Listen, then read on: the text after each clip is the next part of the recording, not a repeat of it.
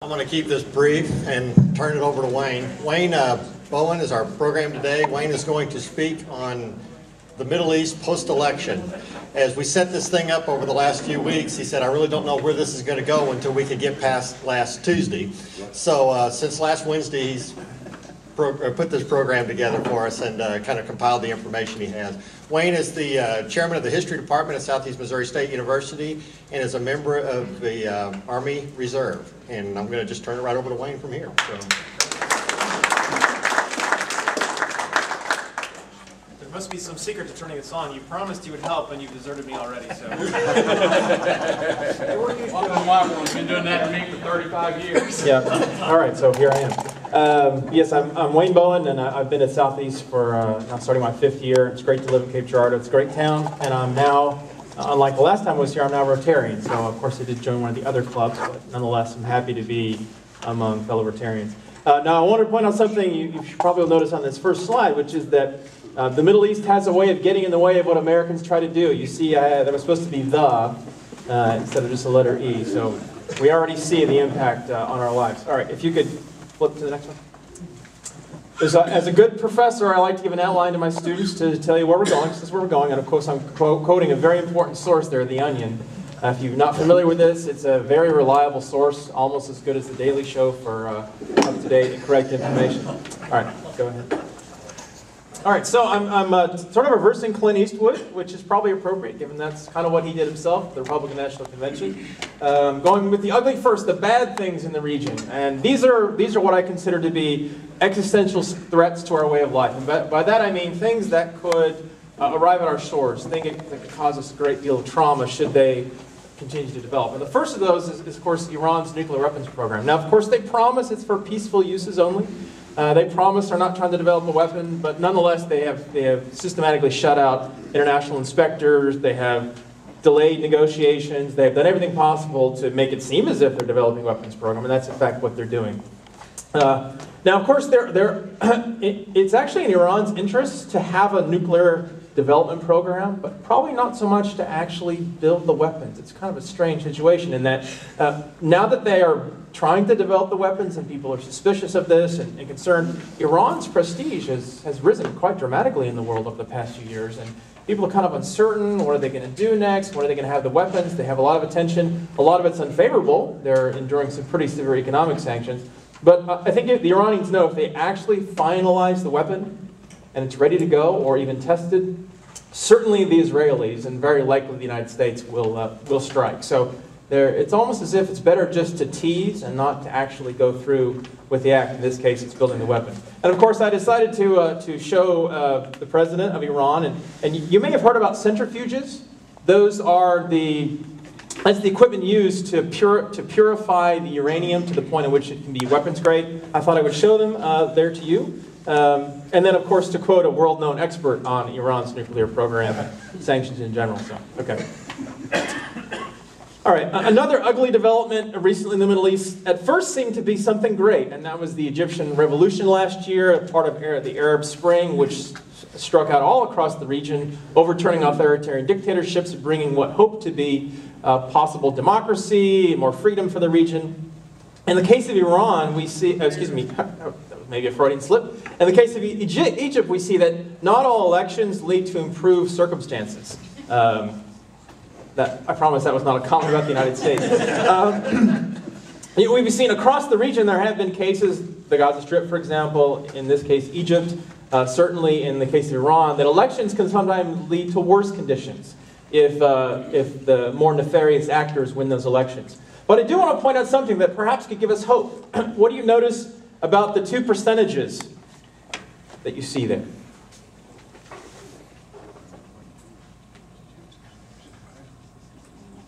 Which direction are things going?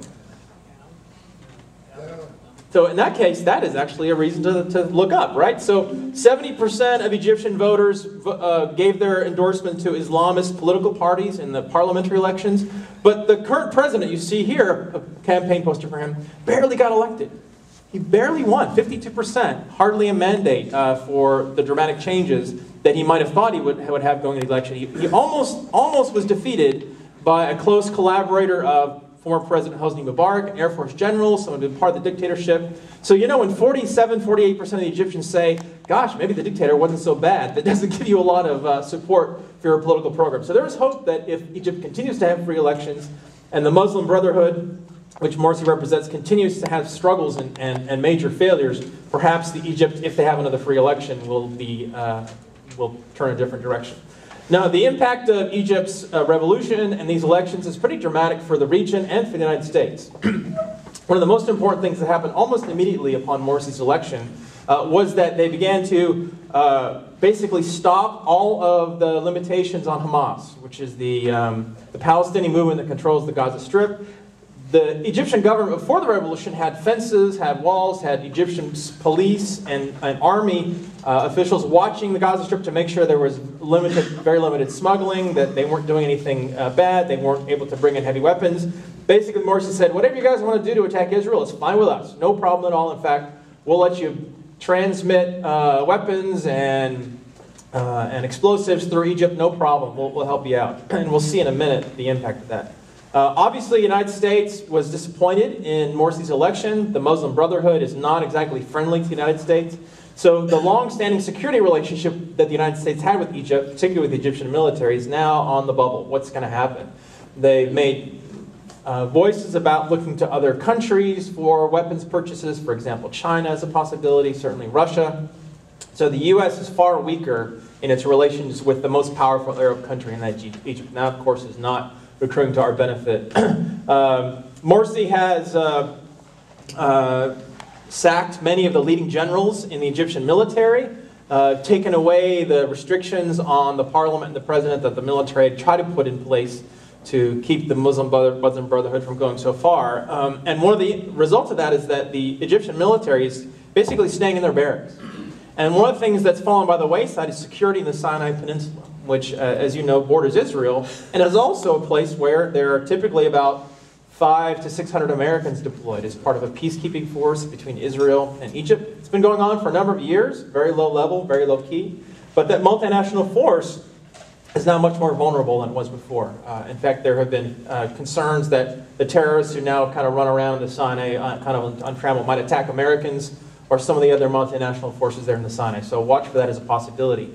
And one of the things the United States has done over the past few years is we've made that primarily a National Guard mission.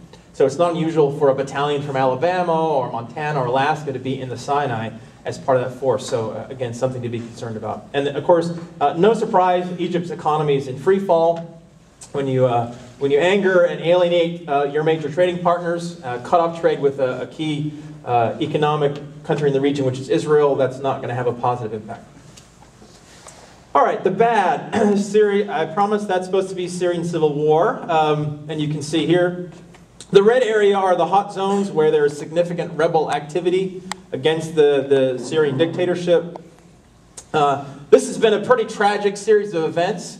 You can see the casualties up there, and it's really hard to see where things go from here. The rebels are not strong enough to win, but the government is not strong enough to crush them. You know, the government of Syria is based on the Alawite religious minority. They're sort of like Shia Muslims, but not quite the Iranian version. They're about 10-15% of the population, so they're not big enough to control everything. But they do control the majority of key positions in the military, security, intelligence, the economy. And the Sunni Muslim majority has been going along with the Syrian government for years now, but many of the key leaders there kind of feel on the out. So one interesting byproduct of these conflicts within Syria is that the Syrian government has been kind of reluctant to send in the army to crush the rebels because most of the army, including most of the upper-ranking officers, not the highest level, but the colonels and the one-star generals, they're Sunni. And so there's a fear by the Syrian government that if they send in the army, that it'll defect and it'll join the rebels. So they're kind of staying away, which is why you see stories about the artillery and the airstrikes on the rebel-held zones. There's enough Syrian army to theoretically go in and mop up all these bands of guerrillas, but again, they're scared. They're scared this will not be a loyal force, which tells you that this is a really tenuous hold that the Syrian government has. So kind of my conclusion there is it's not really a Syrian government anymore. More or less, The Alawites are heavily armed, but kind of in an uneasy alliance with the Sunnis, and the rebels are kind of making their own deals to rise up. Okay. All right, another bad situation. Again, by bad I mean that it's terrible, it's awful, we should be concerned. It affects allies, but it's not directly impacting the United States, unlike the two first incidents I talked about. So just in the past 10 days or so, there's been a dramatic turn of events in the Gaza Strip. Now, the Gaza Strip is, you can see here, the red zone. It was formerly occupied by Israel. In 2005, Israel abandoned it and left it into the control of the Palestinian Authority. A couple of years later, Hamas, which is a terrorist organization of Palestinians, took over the Gaza Strip, and they've controlled it ever since. There's been more or less this standoff. Hamas really can't launch a conventional strike against the Israelis. They're outgunned, they're outnumbered. But what they can do and have been doing is launching rockets and mortars over the border. And increasingly, Hamas has been getting better and better rockets and mortars with longer range, more destructive impact. And so several times since the Israelis have withdrawn, they've gone in to take out these mortar and rocket sites to crush the Hamas locations. And then, so they crush Hamas, and then a few years later, Hamas tries again. The Israelis go in and crush them again. So this is one of those upsurges again. You can see here some of the numbers. Pretty dramatic increase in rocket attacks in just the past 10 days or so. And just yesterday, Israel launched this new operation, Pillar of Defense. You can see some of the airstrikes and artillery strikes at the bottom. The Israelis have very good satellite data, very good intelligence, human intelligence. They have lots of agents in the Gaza Strip. They pretty much know where Hamas leaders live. They know where their barracks are. They can target and kill them whenever they want to. But they restrain themselves most of the time because there's no real benefit. But in this case, they clearly went after not only the chief of Hamas's military, but other key terrorists, including those involved in building these rockets. The rockets and the mortars are continuing to fly, however, and so Israel just today said we are maintaining the option to go in with ground forces. They've done previously a couple of times. That would obviously lead to more Israeli casualties, but if they're convinced that this is not going to be reduced any other way, they certainly will. Israel will always defend itself. And you can see the threat. I mean, if you look at the red lines cascading out from the Gaza Strip in that upper picture, something like 1 million out of Israel's 6 million or so people are within rocket range of Gaza. In fact, just this week, I think 5 Israelis were killed. Most of these rockets and mortars are terribly inaccurate. They land in the desert, they land in fields. But every day or so, they do hit someone's house. They do hit someone driving to work, families just going about their business. All right, now it's not all bad. I mean, surprisingly, there are actually some positive developments in the region. Most of these we had very little to do with, but I expect will be the beneficiaries of this. One of those is that Iran is starting to see its position as a regional power collapse. A few years ago, there were genuine fears that Iran was on the verge of developing this regional alliance between itself, Iraq, Syria, Hamas, which was very pro-Iranian until recently, as well as Lebanon, which is a majority Shia country, although very small. So you can see here the various images of this arc or this crescent that was the big fear of Iran. The good news is that not only is Iran increasingly crippled in terms of its economy, but its allies are either betraying it or collapsing. Now, Syria I already talked about, right? They're in the midst of a civil war. They're not in any position to give any assistance to Iran or to even serve as a conduit for Iranian goods or material. In Lebanon, there is a pretty significant turn against Hezbollah, which is the Shia party, the more radical Shia party, because they've been very supportive of the government in Syria, but the rest of Lebanon is not. And so they're identified with not only a brutal regime, but a losing cause in Syria. So they're losing in influence and importance. And Hamas, fortunately, has actually, despite its nefarious actions against Israel, has kind of switched sides the past few years. It's come increasingly aligned with Turkey. The Saudis have started to influence Hamas as well to say, if you turn away from the Iranians, if you become more aligned with Turkey, with Saudi Arabia, we'll restore the aid that we cut off a few years ago. And so the current rocket attacks aside, Hamas and Iran aren't on speaking terms anymore. Iran's cut off financial aid to Hamas, and anytime bad guys don't get along, that's good for us.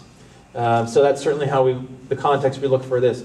Even Iraq, which after the U.S. withdrawal at the end of last year seemed to be moving into the Iranian orbit, is now seeing Iran as increasingly a failed state as well, not to mention Syria to its west. So Iraq is starting to turn away from Iran. They even canceled a big arms deal with Russia a few days ago that was seen as sort of an example or a test case to see if they could move away from relying on U.S. hardware and training. And the Iraqis have realized, no, they can't. There's really no alternative to the United States in the region. They don't trust the Russians and certainly can no longer rely on Iran or Syria. A few years ago, there was even fears that Iran would be able to stoke a revolution in Bahrain, which is majority Shia, and Saudi Arabia, which in its eastern oil-rich regions has lots of Shia Muslims as well, and that has completely failed. So good news is Iran's doing badly, which is, of course, good for the United States, good for people who love freedom and democracy and don't like the mullah's version of it. Despite the headaches that the region does cause the president, every U.S. president, really it's possible to be too negative about the region. One thing about the Middle East is that it's broken many hearts among superpowers who attempted to be influential there. All of these states, Russia, China, Iran, the European Union, have tried to be a counterweight to the United States, have tried to move in a significant way, either in diplomacy, in military areas, in economic ties, and really they just don't have the reach. They don't have the regional connections. They don't have the resources. So there really is no answer to the United States as the sole superpower in the region. In fact, in many ways, the U.S. is more powerful in the Middle East than it is in other parts of the world, because there is not the counterbalance, because at the moment Iran is particularly weakened. China is only really interested in economic terms at this point, and Russia has so many internal difficulties. They're nowhere near as powerful as the Soviet Union was, and even the Soviet Union at its height was not really a counterweight to the U.S. So that's certainly on the good side. And the U.S. has strong relationships with the three most powerful countries in the region. I have them listed here. They're very different states with very different interests. And I could spend an hour talking about each one, which I'm going to do. No. But nonetheless, even the last couple of years, the U.S. has come even closer to all three of these countries in terms of security ties, economic arrangements, partly because these states see what happens in Syria, in Iran, in Lebanon, when the United States is not directly involved, and really the U.S. is the key backstop. You can't really see that the survey results probably. It's a recent Gallup survey from last year showing what should the U.S. focus on in the Middle East, and nothing that should be surprising. Preventing the spread of terrorism, keeping oil prices low, preventing attacks on civilians, encouraging the spread of democracy, and helping to protect Israel. Okay? So all these really, I think, you can look to as U.S. interests in the region. Not only are they reflected in this poll, but I think they are reflected in the actions of U.S. leaders of both parties.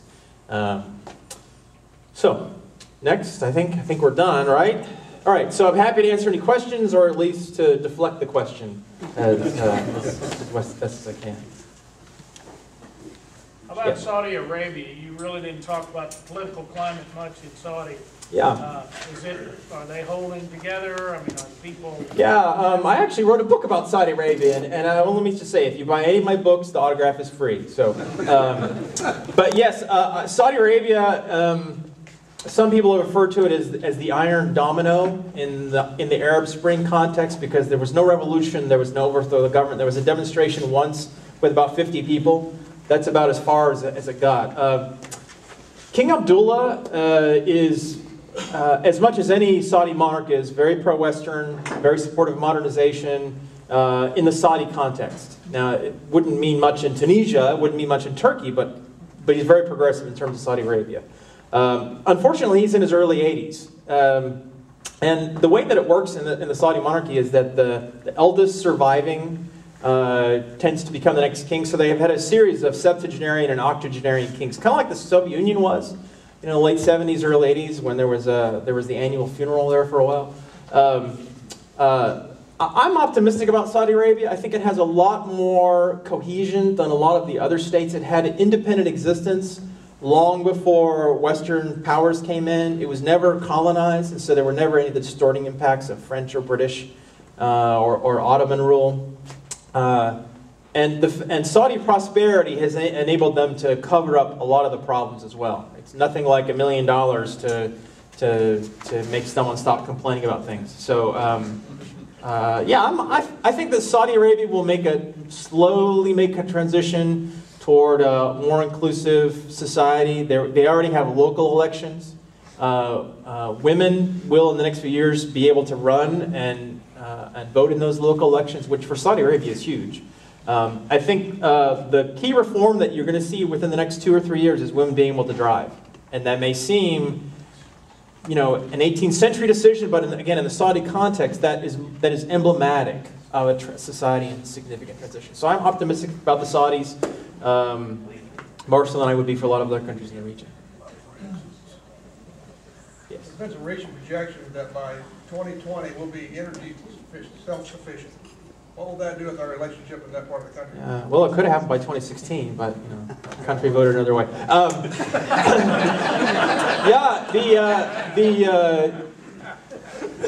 The amazing technological innovations, fracking being an example of that, and extraction of oil from shale sands much more efficiently. Right, absolutely. I think it would be wonderful if our relations with Saudi Arabia were like those with Sweden, in which there's no resources they have that are indispensable to us, but we trade and have good relations with them, rather than being dependent on the region. Interestingly enough, on the oil question, the U.S. is not really that dependent on the region. I mean, it's Mexico, it's Canada, it's Venezuela, Nigeria to a certain extent. Maybe 15% of our oil comes from the region, but of course it's like a big bathtub, right? It doesn't really matter which end of the bathtub you scoop the oil out of. If part of the bathtub's on fire, the rest of the oil is in jeopardy. So, world commodities are that way. But I think it could have a transformative effect on the United States if we were not only energy independent, but exporting energy. And I think that's the way we're heading. The Saudis realize this. So do the Venezuelans. So do the Russians. They're scrambling to develop alternative economic bases for their economies. And it's a question of which will happen first. And will the U.S. government allow the United States, our oil producers, to produce enough, to generate enough? Or will there be so many environmental regulations that you won't be able to extract enough for us to be energy independent? So we'll just see what happens. Benghazi. What, am I supposed to riff off of that? Or? You're an Army guy. Yeah. You're an Army guy. General Petraeus, come on now. Yeah, okay. What, you said Petraeus too? In one question? He was directed to CIA. How much time do I have? Have you been deployed over there? I served in Iraq in 2004. Okay. Yes. Bosnia in 1998. That doesn't really count, but anyway, just there it is. In fact, I was in northern Iraq immediately after General Petraeus left in 2004. Yeah, that's all I want to say about that. But Benghazi, I've worked with State Department security officials. I mean, low level. I'm not really a significant guy in the military, but in Iraq, I worked with State Department security. I went on patrols with them. They do a good job. They're very, very effective, even though they wear civilian clothes. But there's a lot of uncertainty. If we only sent our diplomats to safe embassies, consulates, we'd be in Sweden, maybe Canada on a good day. And so, and security officials' job is to ask for more resources, to always say there's something else we can do. So I don't know. I think we definitely need to have hearings on Benghazi. I think that's the way the Senate's headed, to see exactly what the story was, and if we got it in a timely manner. Do you think we're getting the full story, the right story? Number two, from the Navy SEAL, his father's been on Fox News so much about, supposedly he was lighting up the mortar position with a laser, which meant that there had to be an armed drone or a Spooky or something, C-130 aloft. What's your side? Well, I mean, I guess I would follow the general inclination of former General Powell, retired General Powell, which is when in doubt, send more forces. And that's not the case. That's not what we did in this circumstance. So I think I'm definitely interested to see what comes out of the hearings. I know are coming. I do have questions about the timing of the release of all this information, but we'll just have to see. I wasn't there. I don't have any first-hand information, and if I did, I couldn't tell you. And And Petraeus was distracted, right? Could have been. All right, leap to the budget, and what's gonna happen now in the next 4 years, particularly with our Well, this said Middle East. This didn't say fiscal cliff. That wasn't my topic for today. decrease in funding for the military. Yeah. Headed this direction. Well, you can decrease spending for the military in a lot of ways, and it just depends upon how that happens. I mean, you can. The best way to reduce the military is to reduce whole pieces of it.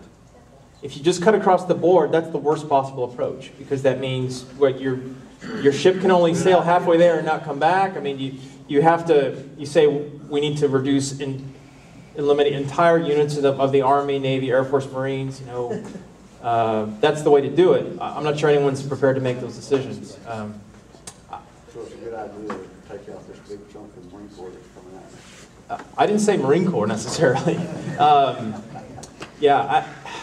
But again, I think in general I'm against across the board cuts. I think it's the worst way to cut the budget. I think you need to shape the force in a way that's efficient. And yes, we can cut our military, but you need to do it in ways that are not going to disproportionately decrease your deployable forces and your ability to react immediately. I mean, you can cut military bases, but that takes a long time to see savings. You can cut the civilian force attached to the Department of Defense, but you have to realize that there's an impact for everything you cut. Then you have to be willing to make that. About maintaining 331 ships in the Navy. I'm an Army guy, but I'm probably more supportive of the Navy because it's the only force that has that does in peacetime almost the same mission as in wartime, and without control of the seas, it doesn't really matter what else we do. I think it's the most important use of our militaries to maintain our access to and freedom of the seas. Any other questions? Okay.